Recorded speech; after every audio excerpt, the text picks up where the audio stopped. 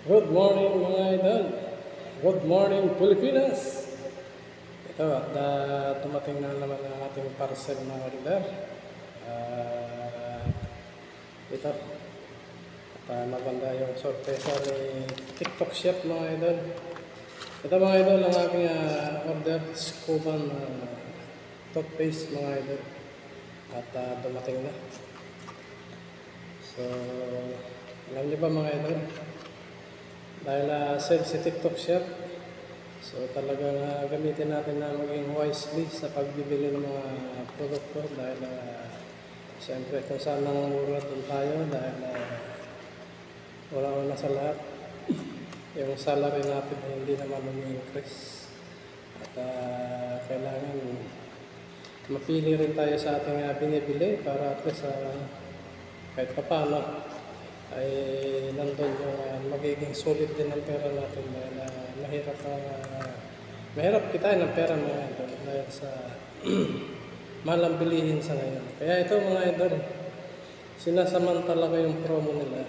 So ito, alam niyo ba kung ilan to mga idol sa pinadala sa atin? O ito, isa,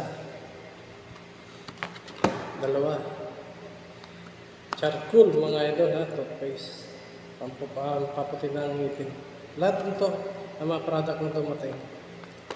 Dalawa, tatlo, apat, lima, may libre pang toothbrush mga idol. Lima, anim, pang yung powder niya na pag nilagyan mo ng ito, gagamitin ko ang toothpaste na to. Ihalo mo yung powder. So, napakaganda mga idol. Tapos ito pa, dalawa. Ang mouthwash na strawberry. Ang lasa. At sinubukan ko kagabi yung ito. Strawberry. Ang lasa niya. Napakabango sa bunga mga ito. Tapos sinabay ko ito. Napakasarap maginhawa mga idol sa ngipin at maganda ng hininga. So nasa yellow basket to mga idol Samantalahin natin habang sale si TikTok Shop. At ano pang nantay nyo mga idol?